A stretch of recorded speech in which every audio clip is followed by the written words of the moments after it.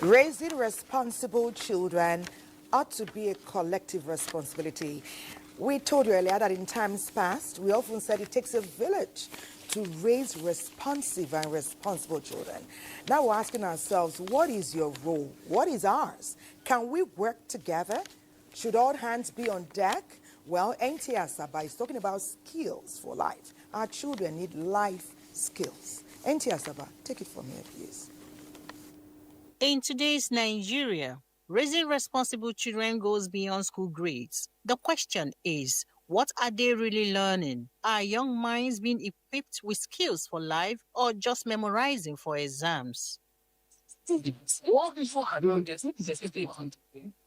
Vocational schools are very, very important to our nation building in the sense that people are advised from the beginning or they choose their career. They acquire skills, either in terms of fashion and design, in terms of electrical engineering, in terms of upholstery, POP, and others. And these are the practical steps for any nation to move forward in technology. But right now, technology is making it open now for people to see that our people still has the brain to develop skill and come up with something tangible in terms of technology.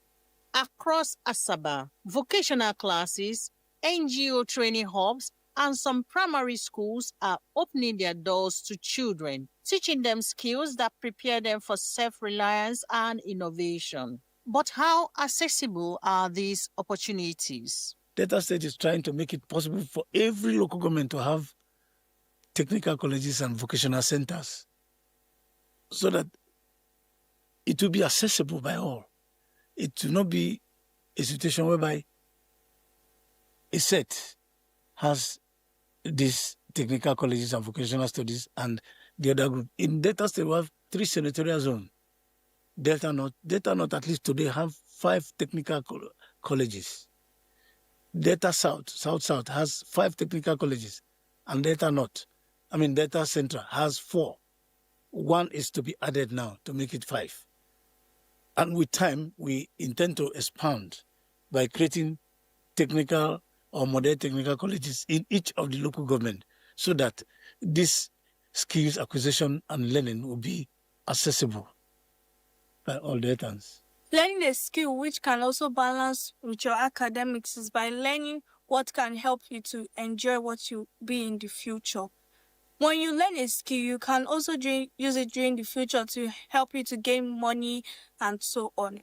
When you are learning a trade, you can add your academics into it so that it can be more better. When you also learn a skill, you can also have your own company, which you can employ people to start working for you, which can also help you to gain money so that you can't disturb your parents. Her story reflects a growing reality. Many children are learning to balance academic life with practical skills and investment in both knowledge and livelihood. A child who is exposed to skill, man, the sky is just your starting point. You teaching your children how to learn skills does not stop them from their academic work. It doesn't. Rather, it shapes them. It helps them. In the future, they become useful to themselves and to the society. Learning a skill will help to rebuild your mindset towards the future. Because in Nigeria, we have found ourselves today, there's no white-collar job any longer. And being someone that learned a particular skill, that will give you an edge as a child over other peers, because it will make you to stand out as a boss on your own, be independent. In a country where unemployment challenges remain high, vocational skills are no longer just extras. They are essential for survival, creativity, and future empowerment. Nigerians should come up, open up, get their words into the School of Technical Education and Vocational Studies so that we'll have enough talent, enough people that can drive our economy. That's the only way. Our economy has to be driven through the different skills that we have acquired. Raising responsible children is not just about discipline or academics. It's about equipping them with the tools to live, thrive, and lead tomorrow. Skills for life, skills for survival, skills for Nigerian future. Thank you so much. Now, for us to raise responsible children, we must strike the delicate balance between discipline and love. And NTA Abuja is asking a very important question. Are we helping or exploiting? NTA Abuja, take it away. Every parent wants to raise children who are disciplined, hardworking, and responsible. Across communities, young people are introduced early to skills, whether it's baking, farming, tailoring, or working in family businesses. Raising responsible children is a goal many parents share. But where do we draw the line between teaching valuable skills and exploiting their labor? When does skill building end and child labor begin? 9-year-old Victoria attends a baking class, learns how to measure flour, crack egg. It's fun, creative, and she still has time for homework and play. This is skill building. A reason why I bake cake is because it's a survival skill, and every time after school, I practicalize it so I can be a baker when I grow up. Here is Dodo spending long hours in the mechanic workshop, not in school, lifting heavy equipment and working so hard. Nigeria's child labor statistics shows that 30.3% of population aged 5 to 17, approximately 62.9 million children were surveyed. Among ages 5 to 14, 42.3% are full-time students. 35.3% combine school and work, while 11.2% are working only. In family businesses, children may help out voluntarily, learning valuable skills and responsibility. However, if their contribution becomes mandatory or interferes with their well-being, it becomes exploitative. Every parent should have a vision for what they want for their child. Like, what do you want your child to become? You know, because if all you make your child do is start selling or hawking things at a very early age, instead of empowering that child with real life skills, you know, those days we had what they call technical colleges, where children from junior secondary school could go and learn hands-on skills, you know, like carpentry, mechanic shop, mechanics and all that, so that even when they are done with secondary school, they can be self-reliant. So, but instead of exploiting them, is to have a vision of what you want your child to become. And if whatever you want to do with that child does not align with that vision, then you will not invest energy in that area. A child helping after school may learn discipline and customer service. In agriculture, children may learn responsibility by watering plants. In entertainment, a child acting in school play gains confidence. But constant commercial performances without rest or education take away childhood. Academics is a necessity for everyone basically, and for children at this rate, in this time, and the trending things in the country and all over the nation now, children, adults alike are expected to have the basic knowledge, the basic skills. So what we do in schools now is to ensure that while children are learning expected milestones they are supposed to learn for their different classes, we also try to balance it with skill acquisition so the children can be self-sufficient. As you know, we do not want to just raise children who are dependent on just their certificate and nothing else. Nigeria's Child Rights Act forbids exploitative labor, but doesn't ban apprenticeship. However, to shift from exploitation to empowerment, communities and states should promote safe, supervised skill training. Children can learn multiple skills at the same time at that age because their brain is sharp and whatever they learn then stays there. And children tend to learn more when you do practical with them than the theory and all that. So I believe that from that age of primary school level till even university level, monitoring is is key. Some of our parents don't have that time. They just drop their kids wherever they are going to learn. And when the time, if it's 4 o'clock, they go there to pick. They don't ask questions. They don't even say, oh, let me even look in. You have the right to look into what your child is doing. Efforts to expose children to skills and self-sufficiency may be beneficial, but must be balanced with their overall well-being, so we don't raise responsible children without exploiting them untimely. It is crucial to recognize the fine line between nurturing responsibility. Chinemelum, amazing rendition there. And I don't know, our friend on the keyboard, let's give it up for him as well. That was an amazing backup, you know. It made it all the more easier for Chinemelum to deliver. You know, if I were to use one word to describe the children of our generation, we would say that they are unstoppable. And that's how we want them to be. Well, they have contributed immensely to our topic today.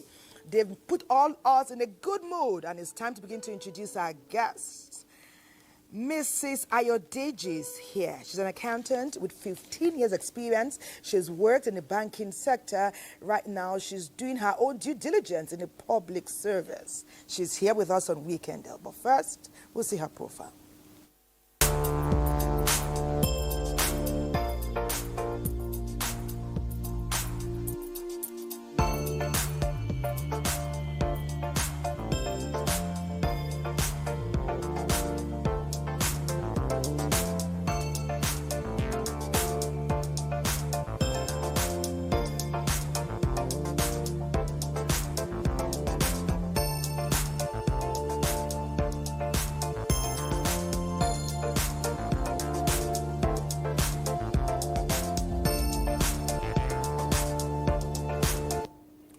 You're welcome to Weekend Deal, Mrs. Ayodeji. Thank you. No, Mrs. Ayodeji is not alone. I'm sure you all heard the story of Moremi Ajosoro, the legendary Yoruba queen who liberated the Yoruba kingdom because she was tenacious, she was resilient, and she loved her people. In the studio today, there's another Moremi. And trust me, she's also a queen because she is winning on all fronts. Recently, she came first runner-up in the Pegasus National AC, where thousands of students put in their entry. Her name is Moremi Ayodeji. We'll tell you the connection when we come back. But first, let's see her profile.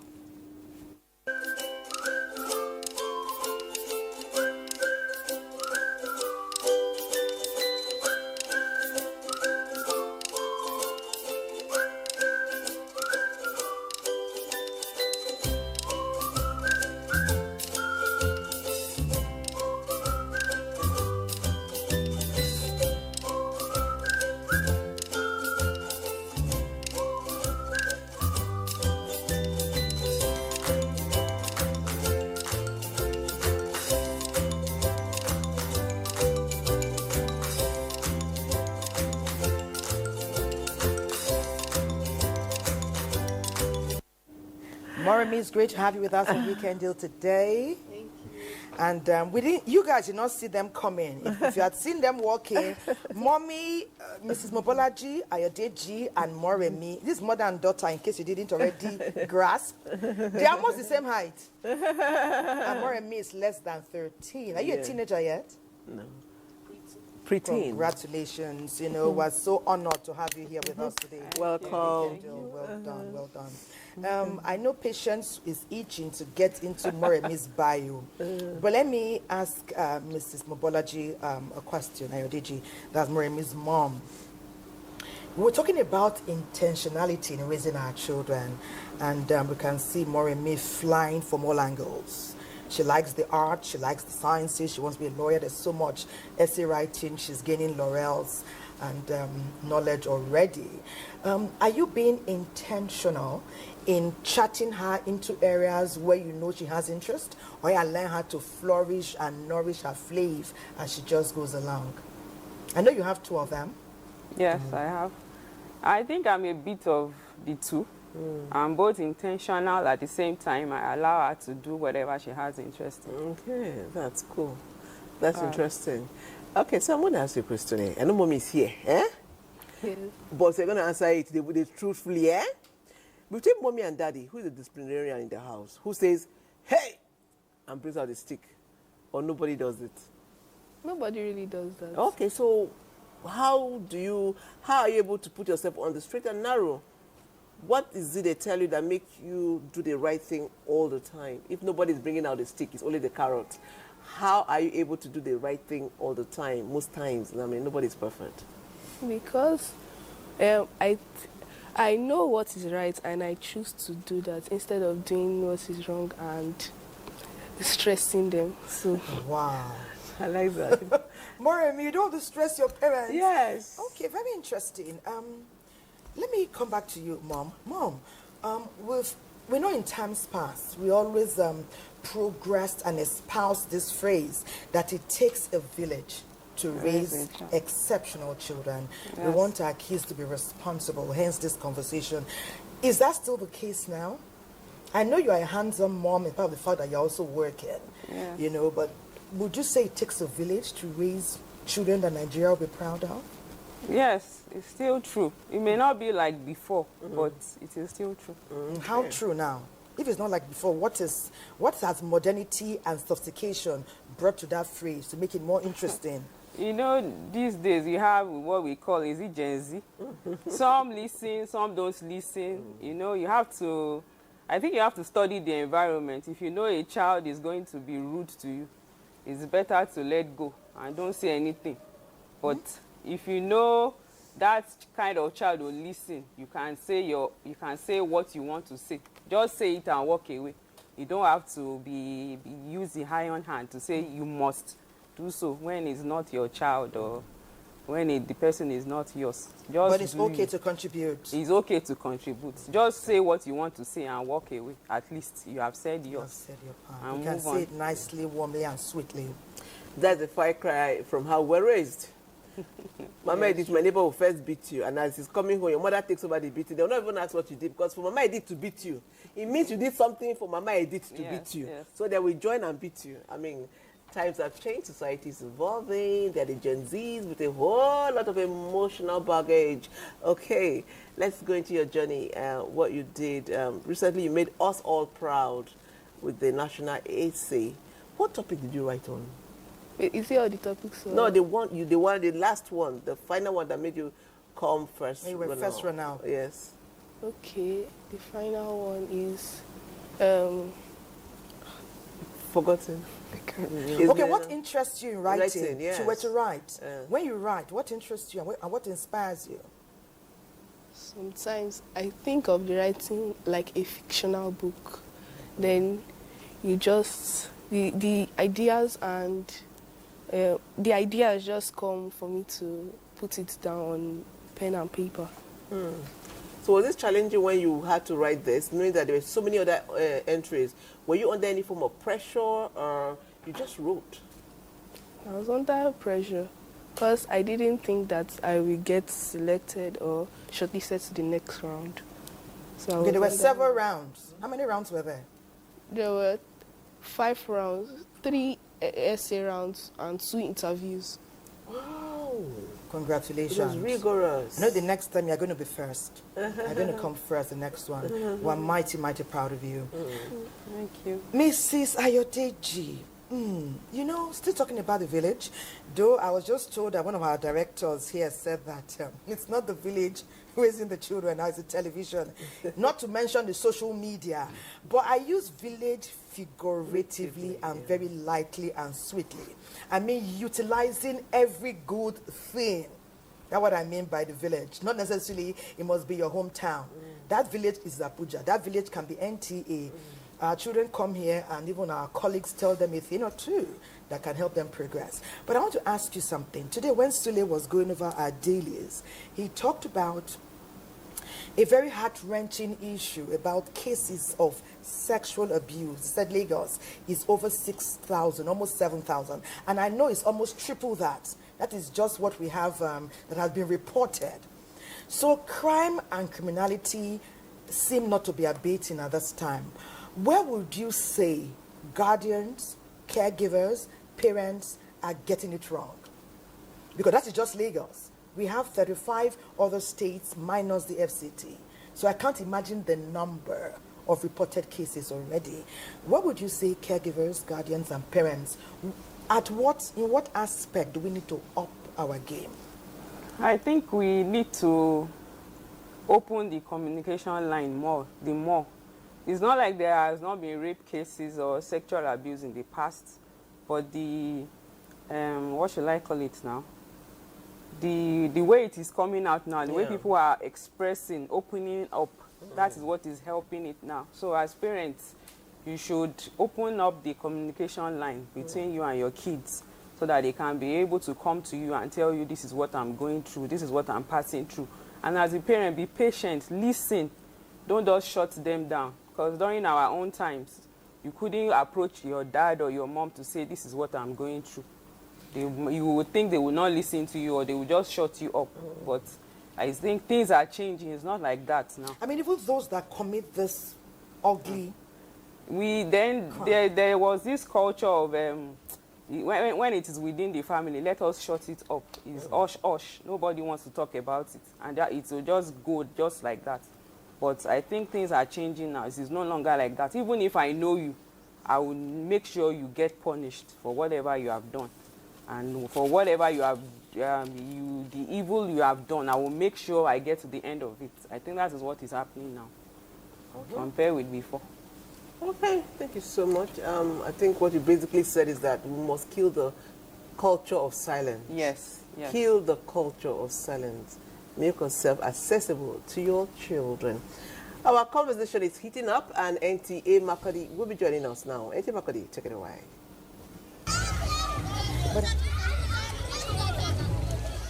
Playtime and nap time are crucial for child development, offering numerous benefits that cannot be overemphasized. Play is, in simple terms, activities that make where children engage in physical activities that are not sedimentary, that makes them move around. So the importance to their health cannot be overemphasized at this age and time when the tendency, the temptation to be drawn to mobile devices. Make sure they take some healthy nap time. We used to call them siestas those days during the daytime. And so it created a very good balance for them to rest enough with that nap and also move around with the physical exercises. So it creates a balance and so you can have a healthy development in our children. I feel when a child plays, it helps them in bonding, it helps them to improve their creativity. And the nap time helps the children to relax their nerves, it helps them to rest well, and it helps the child to grow well. When they play, it stimulates their brain activity, it makes them their bones to develop stronger, it even improves their social skills. They learn how to play, they learn how to solve problems from those play.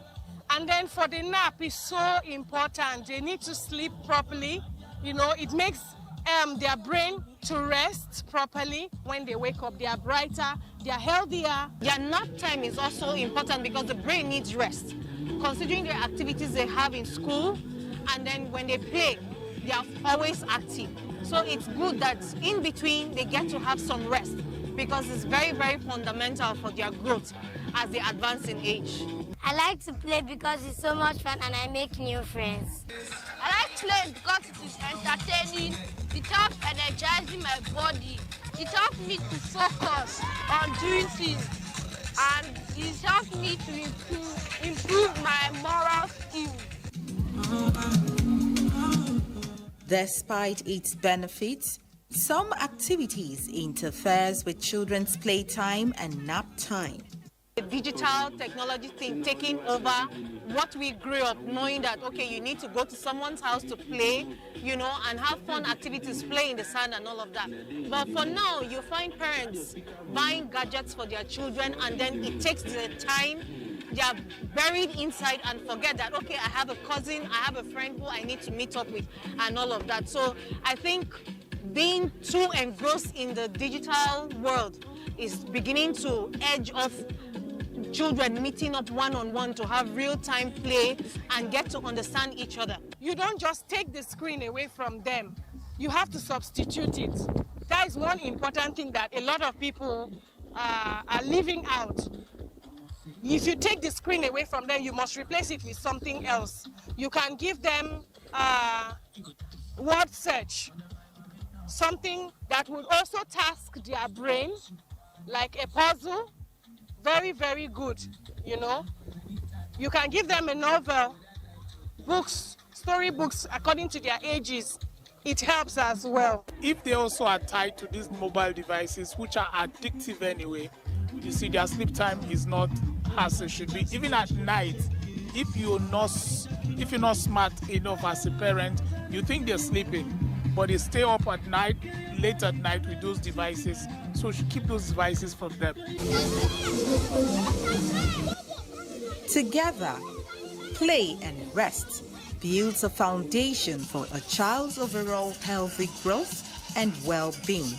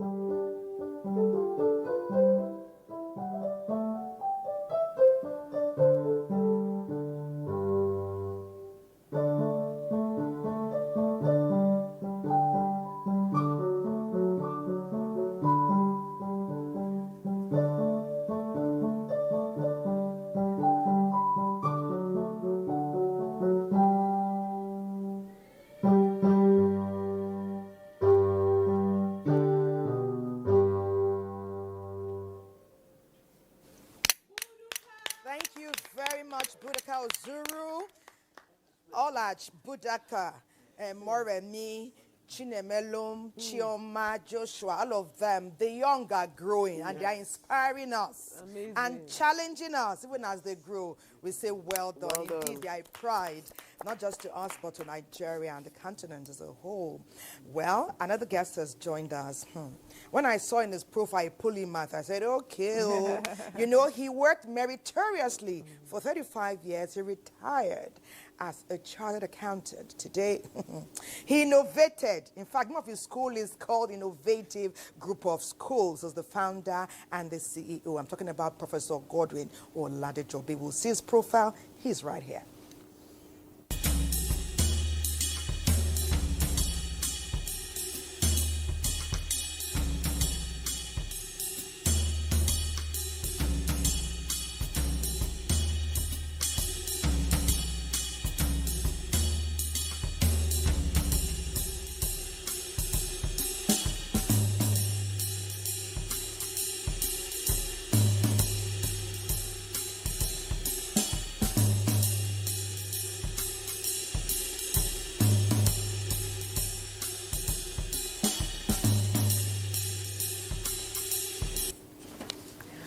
Prof, you're welcome to We Can Deal. You're welcome to We Can Deal.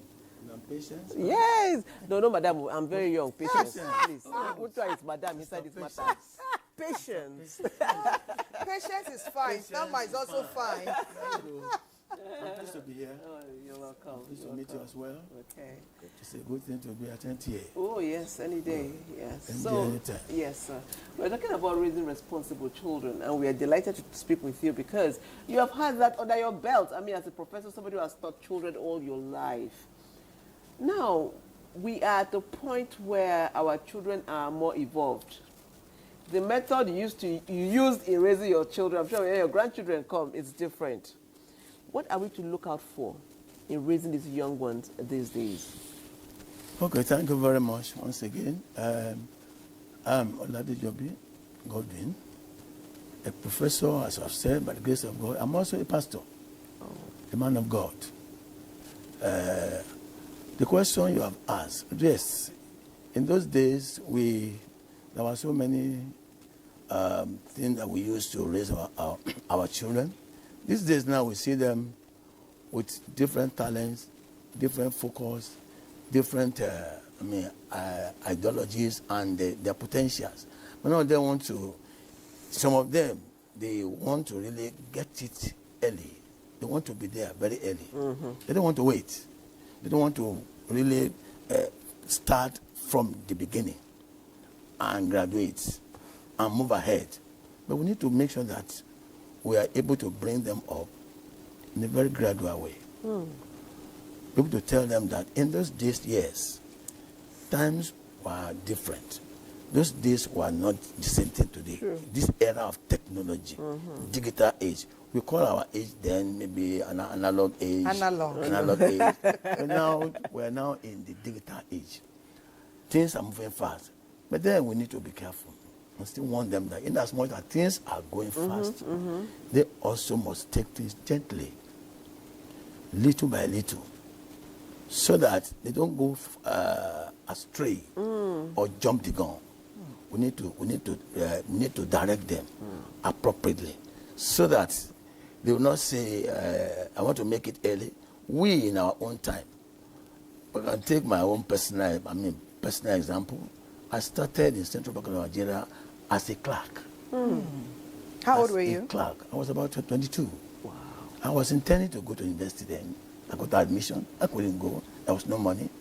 But by the grace of God, I got that employment in Central Bank. I never expected it. And it came like that. When I got there, I was saying I wanted to become an engineer, a doctor, this and that. Is that all? Is all my dream ended here? And God was telling me it's not ending here. When I got there, I was ministered to by my assistant manager then. They said, yes, you intended going to the university, but this place you are is a place where you can become anything you want to become. And so I read mass business, all those things. everything is gone. They say it's not gone. Just be patient, just be focused, and know what you are doing. And I took it up.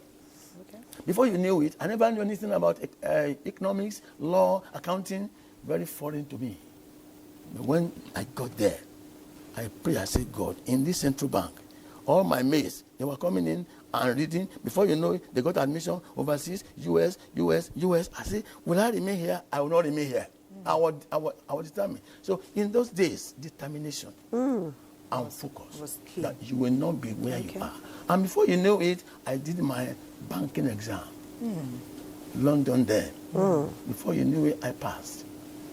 I spent I started with clerk grade C, the lowest in Central Bank. But before you knew it, I just started 9 months as a supervisor. They upgraded me when I passed my banking exam, AIB, Associated of Bankers. I'm trying to give you my own personal example. That how you need to make sure that you tread gently, even then too. Take it one you step have at a to time. also make sure you are focused. I got my banking. Before you knew it, I was able to get my accountancy there and then. So and you became chartered. I became a chartered accountant. After how many years did you become a chartered accountant? Oh, that one took some time because I became chartered accountant around 1993. How old were you then? Around that 1993, I was born in 1951, about... Okay, 40-something years. About 42. Yeah. Okay, I want to allude to some things you have said. You talked about ensuring that our children go in a gradual way. Because they may fall. Yes. The idea of telling them to take it gently is that there are loopholes and there are ditches. And pitfalls. But there's also a place for those mistakes, isn't there? Let me ask Mrs. Adeji to come in here. There's a place for our children to make errors. Yes. Because we often learn that if we pamper them, correct them, check them, we won't always be physically present there. So we need to also create a high level of independence. Prof talked about the support system. We know that is key. But what about that very key ingredient, which is independence? We all want that in our children too. Yes. So how do we raise them to be tenacious and focused, as well as being independent? And should we totally prevent them from having a few falls here and there? No, it's not possible for them not to have falls here and there. All you need to do is to guide. You guide them. When they tell you something or you see something good, it's good to seek for their opinion. Or when they tell you stuff, you listen, both of you will process it. You ask questions, you have discussions. And when they make mistakes, you might tell them this is the reason why you made a mistake, or this is the reason why you failed. And you encourage them to go ahead and go on again and try it again. Not just to give up just like that. We too, we make mistakes. We learn from our mistakes. Even now. We learn from our mistakes. Okay. So nobody is perfect. Okay, thank you so much, madam. I would like to ask this question. I think I've said it several times here, society has evolved. Is there no place for the cane in raising children these days? Is there no space anymore for the stick? Or is it just carrot, carrot, carrot? There's a place for the stick when you have to.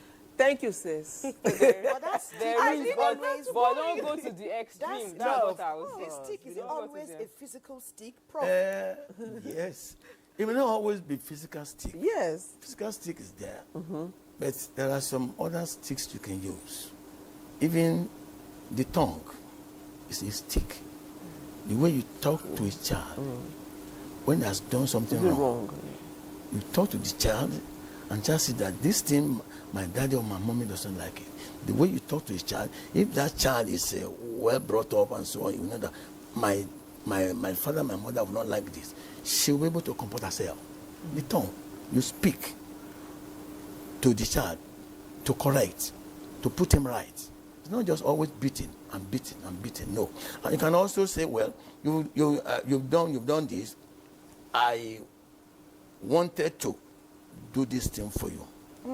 Because of this, you have one way or the other deny yourself that. Daddy, I'm very sorry. Yes, I intend to do this for you. I have a very big plan for you. But look at what you have done. By the time you tell a child like that, I have a very big plan. This is where I'm taking you to. But look at what you are doing now. You are trying to disappoint me. That girl or boy will reason, I don't want to make my daddy to be unhappy. Since he has a good plan for me, I better reverse. I better take to correction.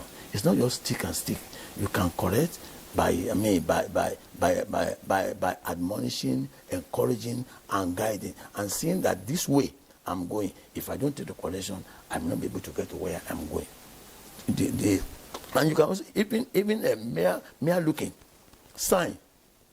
You can give a sign to a girl and to a boy.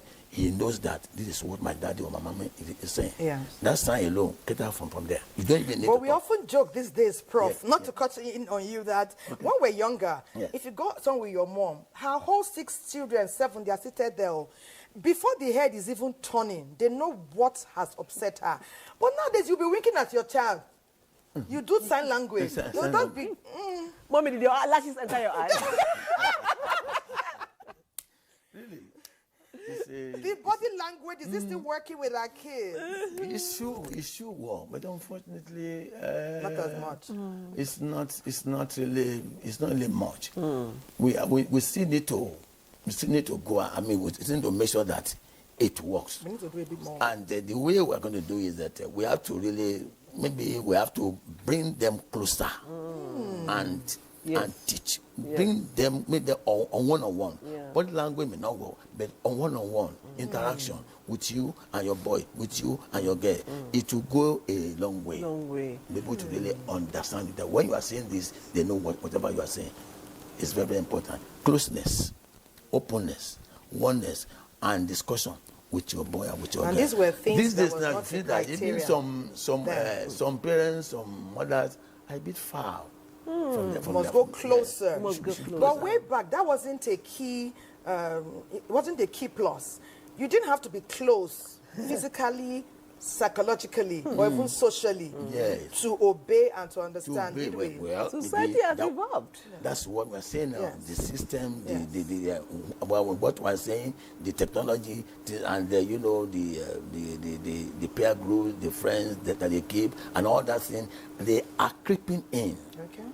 To, in a way, reshaping them from what from the life supposed to be done. Because when they see that their friends, their colleagues, the way they react and the way they behave in the home, they tend to follow them. And if you, as a parent or a daddy, you don't say no, you can't do that. You should know the daughter or the son whom you are, the home you come from. It will go a long way to reshaping them and to bring them back. Thank you, Prof. Thank you, Prof. That was quite amazing. We've been able to bring a clear-cut analysis about the way it was then and the way it is now. Even we parents, we need our own school because raising these Gen Zs is no work for the faint-hearted. Good Ethi Moremi is here. I would like to hear Moremi's voice, but that will be after we take this break on Weekend. Don't go away. We are raising responsible children for Nigeria, for the continent, for the world, and we're doing it together.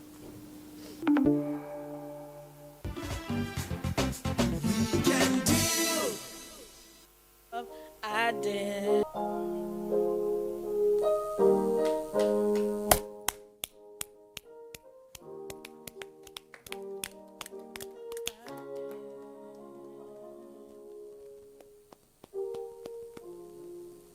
Oh, Chioma. Well done, baby. That was beautiful. We are raising Alicia Keys. I can see the future is here. Well done. We appreciate you. That was beautiful. That was good. I mean, everybody was just looking at her. Nobody could just look away. We marveled at the voice that was coming out of that young lady. Okay, our conversation still goes on. We're talking about raising responsible children. We're talking about raising people like that beautiful Chioma that just sang for us and the likes. So here we are. Before we went on the break, Selma wanted More and me to say something. She wanted to hear her voice, something to respond to the things we've talked about. More and me. When, for example, at home, your mommy is not happy about something or your daddy is not happy about something, and they tell you, this thing you did, I don't like it, how do you respond to that? Sometimes I keep quiet. Oh, you keep quiet? Or I do what they ask me or they complain about. But you don't cry, right? Not all the time. But do you go back to mommy to say, Mommy, I'm sorry I did that? Do you go back to talk to mommy or daddy later to say, okay, I know where you're coming from? Do you do that? Most times, but not all the time. Not all the time. But when you're quiet, like when your mom is or your mom or dad is expressing displeasure and you're quiet, what is going on in your mind? What are you thinking? I'm thinking that I shouldn't say anything that would add to the tension between the conversation. Like the word we use in local, like the yawa. The yawa. When the yawa is on, let us just be calm. So that's what that saying is about. I thought it's just trying to be defiant. Tough. Yeah, we parents think that you're just trying to be defiant. I didn't even know that means that, okay, please, let me about not add to what's this in. fire that is on. Okay. Oh, that's really nice. That's very touching. That's touching. touching, But I want to ask you something, Mrs. Ayodeji, if I may. Where do children get this feeling of resentment? We've had parents, I said earlier that there's no school for the parents. The task for us is not easy at all because what we went through, many of us, is not the same situation our kids are placed in. Prof has told us bring them closer means sometimes, even when you want to raise that hand, you put it down and use words. So, but we still find that some children, I've heard some conversations with some young people, and I know their parents and guardians, and it's surprising when I hear their take. What do you think can build that feeling of resentment and defiance in some young children? I would say when you don't listen to that child. Sometimes you have to it's not all the time you have to shout or you have to use the iron hand. Sometimes you have to sit down and listen to what that child is saying. What is my child saying? Two of you should come together, put your heads together and talk about it. Instead of shouting, it is what I say that you must do. As a parent, it shouldn't be like that all the time. I think that is what can cause resentment. When mommy or daddy says, this is what you must do and you must do it, you give that child no chance to express his or herself. Even if you feel you are right. Even if you are right, listen to that child so that the two of you will now come to a compromise. Okay. That's what I feel. Oh, thank you so much. I also think that as parents, is there anything we can do? Upskill, for example, whether we like it or not, Sam Benny, one of us joked that said television is raising our kids. Social media is raising our kids. As parents, children are known as the digital natives, right? We are the immigrants because we're the one coming into their world. Is there a way we can also upskill to know about, to go into social media so you can have conversation with your kids about what is going on? Do you think as digital migrants, we should also try to, that's really funny, right? Yeah. We should also learn what they are watching. Let us see what they are watching. Let's hear what they are hearing. I think we should do that, right? I think we should do that. Yes. I think we should do that. It's very, very important because before you can be able to correct appropriately and know what is happening, we also should be able to upscale ourselves. Don't just say because they are the Gen Zs, they are the digital people, you will just, if you don't make attempt to even see what is there, it is then be able to correct them appropriately. Some of them watch pornographic pictures, all these games in the night, by 12 midnight, all these things. By the time you know what they are watching and how deadly it is to their own spiritual life, then you'll be able to now stand. You'll be able to say, look, that thing you are doing, I have got a glimpse of it, and I know what you are doing.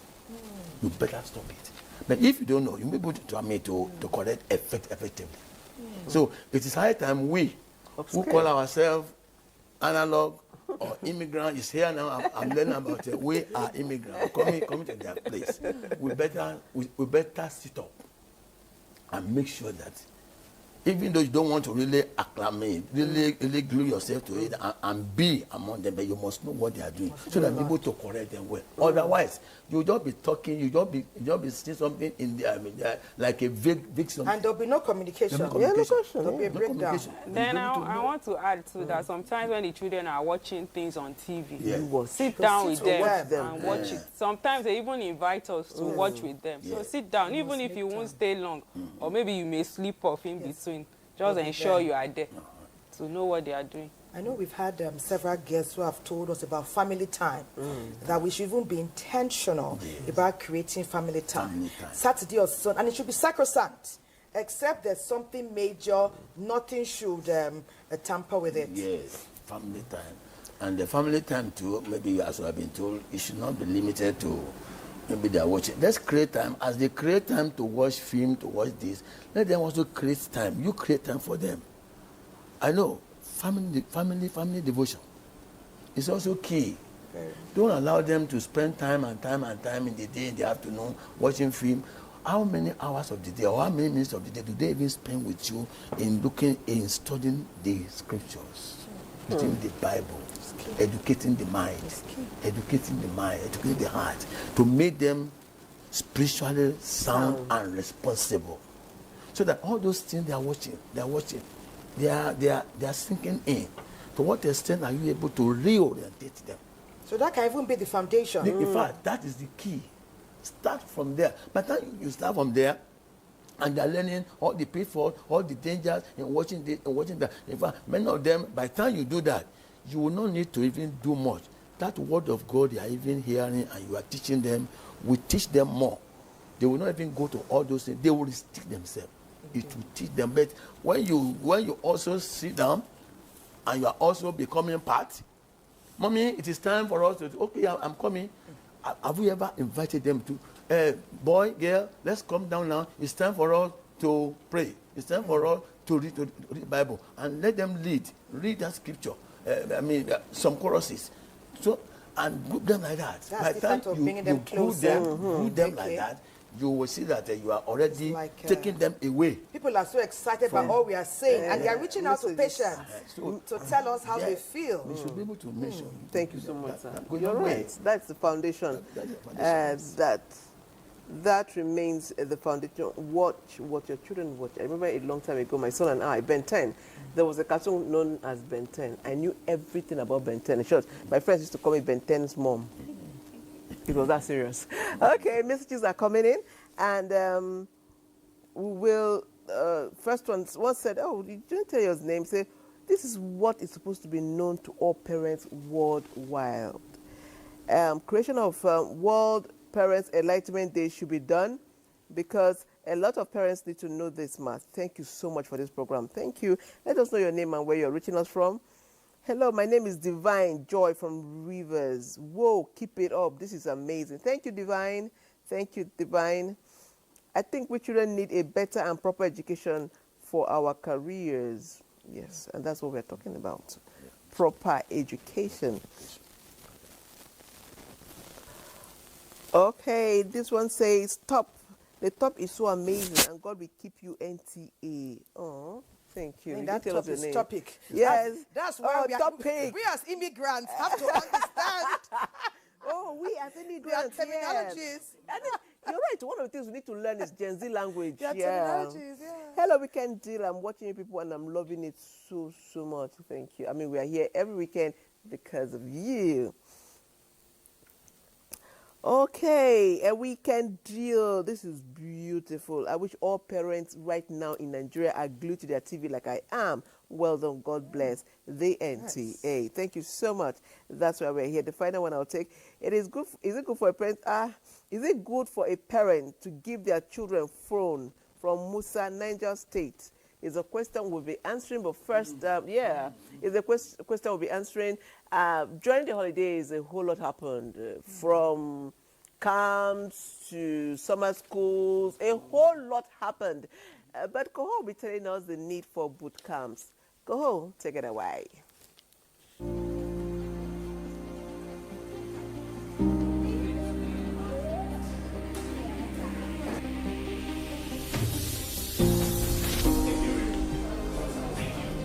The Innovate Learn Holiday Bootcamp was set up as an opportunity for youngsters of ages 9 to 16 to tap into their level of curiosity, creativity, make them understand technology, and as well innovation, knowing that is what Innovate Hub stands for. I learned that there are 4 types of AI.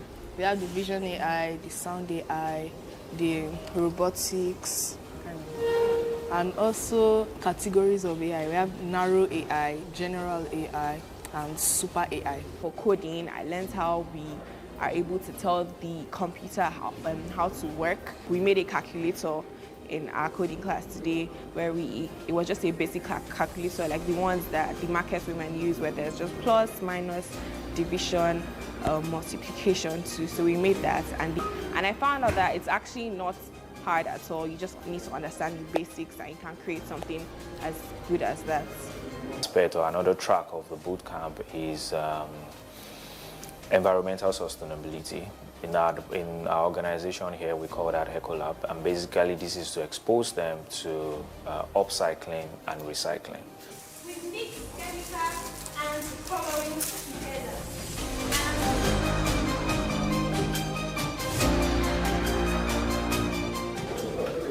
The Ecolab molding, we got to use clay to make crafts, sculptures, and anything you would like to create. They teach us recycling and upcycling, teach us how to turn old things into new things. Things that are not useful again, we can turn into new things that we can use. Thirdly is creative media, and in creative media department for us, we introduce them to photography, to videography, cinematography, and we also, ensure they have a hands-on experience of they casting their news, which we call junior bootcamp. Then they also engage in other hands-on activities such as designing a graphic poster. Creative media. Come in. Come in. Going.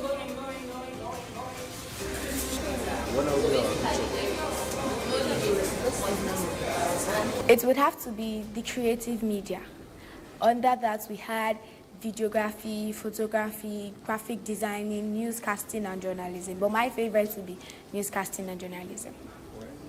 Because I've always wanted to be a journalist or an anchor or a reporter, somebody that just speaks and enlightens people. So that when I saw that was what I was going to do here, I was really excited.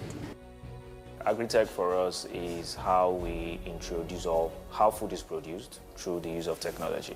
And in our organization, in our office here, we have a greenhouse, we have hydroponics, and with that we introduce kids to how food is produced through these mediums, not necessarily going into the farm or in a village to carry cutlass and hoe to basically till the ground. So for us, the boot camp is to take them away from their regular classroom activities into the real world.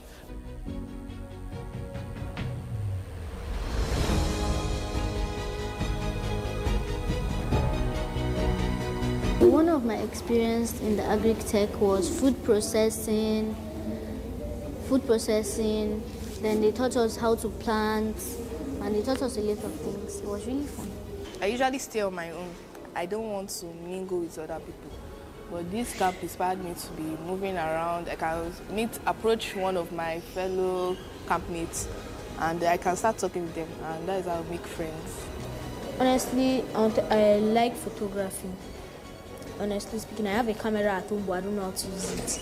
My parents told me that I should come so that I can learn many other things. So now I can use my camera at home and know how to use it now. I just wanted to stay at home for the whole holiday. I didn't really want to learn anything. I just wanted to be on my iPad all the time. It was very, very great. I learned a lot of things, and this is kind of the best holiday place I've ever gone to. I would tell my friends that you missed a lot because this boot camp has taught me many things, from being an eco hero to learning AI intelligence, to learning how to code and decode, to learning how to make potteries, make keychains, a lot of things. I feel like this is an experience that everybody should have if they can have it. These are smart kids that, you know, from their schools, they are already doing very well. So coming here, they are able to extend what they've learned in school into teamwork here, into being more collaborative, and in the individual and group tasks they do, they all excel well. So it has really been a good time, a good experience for us, and of course, a good experience for the kids. And also, we know that as they've learned here in the real world, they're taking it back to their homes and to their communities to be able to implement some of the things they've learned. And, you know, they are in their environment, they see sachet water on the floor, or they finish drinking bottled water, they know you should not just litter it on the floor, you can find a way to reuse this. That's what we've taught them around environmental sustainability.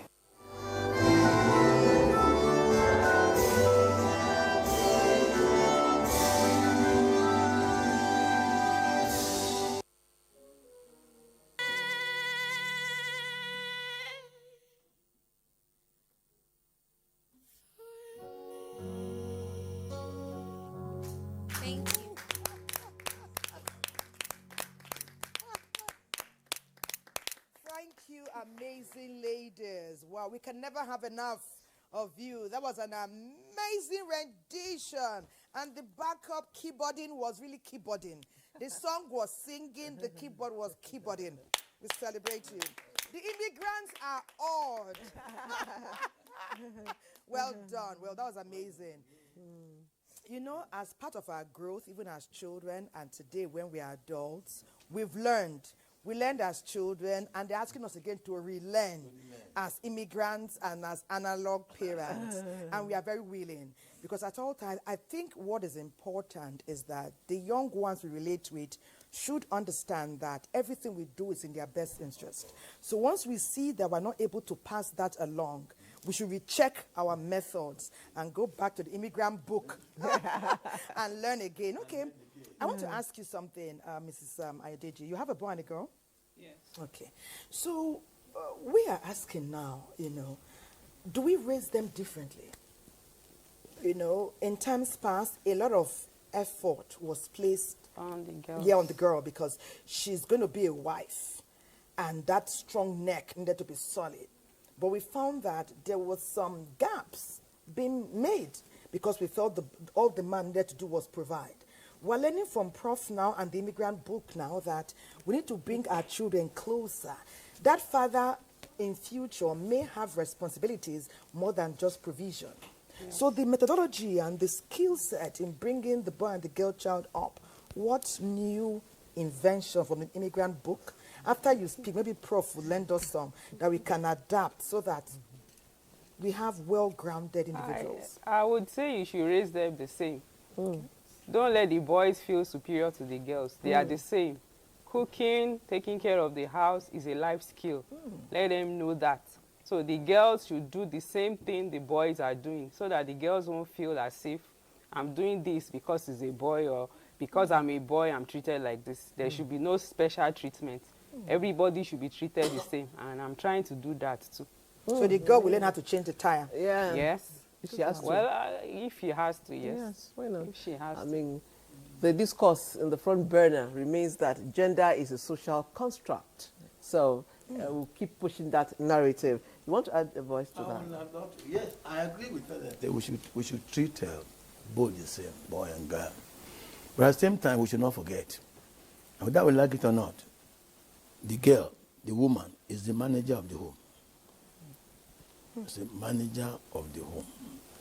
All said and done, when you put a boy and a girl together, eventually, the girl will become a mother, become a wife. She must be taught how to keep the home, how to manage the home, how to manage the husband. If that is not specially taught, that girl will be a disgrace. By the time she becomes a wife. How many ladies now we have? They don't know how to cook. So the man is the CEO. The man is manager. The man, yeah. The the gap man, is much. Yeah, yeah. The No, gap, it's, CEO the to manager. the manager I mean is That's that too much. Give her COO. not that she is the head. I'm not using the word manager as the head. But when you say management of home now, Chief Operating Officer. the woman, you cannot take away from them. And these days now, you see many ladies now only know how to cook noodles, spaghetti. They marry husband, what are you going to eat? I've made spaghetti for you, noodles for you. There is a way you must teach your girl. Even though man too should be taught, because we have many men now who are chefs, who are before they become married, they are bachelors. They need to take care of themselves. Personally, as my example, before I became married, I lived many years taking care of myself, cooking, buying things, and just like that. No woman cannot tell me that I was eating what I liked, cook what I. My mother trained me. So that was then. These days now, many of our boys are even ready to be trained in that way. Before you know it, they're out. They're out on the field. They're out on the field. I agree with her that we should try to make sure that both of them know. But in a way, let's see how to make sure what belongs to the girl, we let her know. What belongs to the boy, the father too should rise up.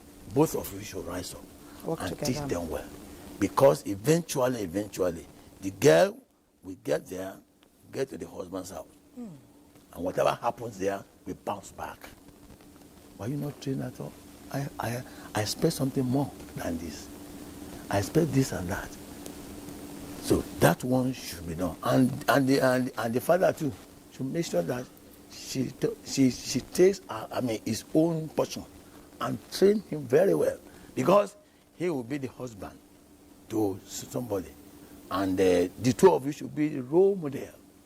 Let them copy things that are worthy of copying in you. Because if two of you, as mother and the father, that are like cat and rat in the house, they will copy it too. Okay. All right, let's do some. Thank you. Thank you, Prof. You've actually so enriched our discourse, and we appreciate you, sir. Let me quickly take some messages. They say this is a very important topic. In fact, parents are so busy looking for money that bringing up children in a responsible manner is relegated to the background. It's my prayer that this timely message and topic will help us sit up. From Pastor Liberty over at Cross River State. Somebody say, wow, wonderful singing. Their voices are amazing. Well done, girls. Well done. Okay. It is good to give them, is it good to give them, somebody insisting, is it good to give them telephone to enable them connect to the internet and inspire them? Okay, there's no strict answer to that. I always fall in love with Weekend Deal. Oh, my best NTA station. Joseph from Port Harcourt. See, we loved you first. Trust me. Yeah. When I say we loved you first, and that's why we're here.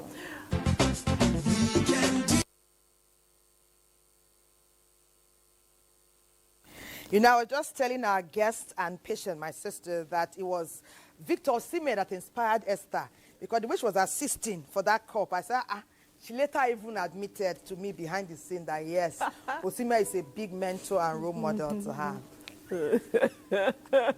I can only laugh. We've been talking about raising responsible children. We're so proud of Moremi and all the beautiful children with us who have kept us company along the way. We even saw our children at the boot camp, and we say thank God for Innovate Hub and also the skills we have grabbed here and there. As we wrap up the show, Momi Ayodeji also add the Patience's guest question. Okay. That immigrant is very keen. Very keen. About the phone. He has sent it 3 times. I would say giving your children phone is important, but there is a particular age you have to give your children phone. For communication purpose, you can buy the ordinary one that you can just call to check on them when they are alone at home. Are you okay? Are you fine? But I think maybe by the time you get to SS3, a child should be responsible enough to use a phone. That's my own. Or maybe when they are about to write JAMB or enter the university. That is the age I believe is appropriate to give your children phone. But when a child is in nursery, primary, or pre-secondary, I don't think it's appropriate to give a child a phone to use, especially these smartphones. I don't agree with it. So she's saying something. You don't be. Moremi, let's hear Where from do you want? Where do you think? Where do you think you should own a phone before Daddy answered? I don't think I should own a phone. There is sometimes the phones affect some people's academic performances and performances too, because instead of them to be spending their time reading a book or they spend most of their time on the screen, they'll be playing game, watching YouTube, or doing whatsoever they do on the phone. So I think. Okay, so you agree with your mom? Absolutely. You agree because she's your mom, or you agree that really it's a good plan? I agree really. It's a So you're going to wait till 15, 16? Yes. 15, right? We'll be monitoring both of you from now to that 16. Thank you. Well done. You see, the question that has been asked is very, very germane. Giving phone to our children at what age, for what purpose? Yeah, we are saying we're in a digital age. Yes, digital era, technology, and so on and so forth. We should really define the limits and the age. Ordinary phone, fine, because you can communicate. You are somewhere, you want to find out what's going on, either in the house or elsewhere. It's very important. But giving phone to, is he giving phone to go to school? No. That one, to me, in my own school, I prohibit it. You don't carry phone to the school. That is prohibited. If I see you a phone in the school, we cease, and we give it about maybe at the end of something. So it's good that we should be able to define it very well. It's not bad to give phone, but the age must be determined as they have already said, because it's very, very important. It's useful for communication, for emergencies, for whatever we can do. It's good that they should have it, but ordinary phones are there. Costly phone shouldn't be for children. You see a boy, a girl, carry a phone about 300,000, 200,000 for what? At how old? 16, 17, carry a phone, powerful phone. Wow. That's totally not it. It's abnormal. Please, Nigerian immigrants, we can do better now. It's abnormal. We can do better. Let us try. In as much as we will give them phone, let us be able to monitor and at what age, for what purpose. And if you see that, in fact, I say, let's give them the phone that doesn't have all these other devices. Yes. That they can be able to be something plain, just to receive and answer calls, make calls and answer when necessary. But by the time they get to higher level, as they have already said, it's very, very important.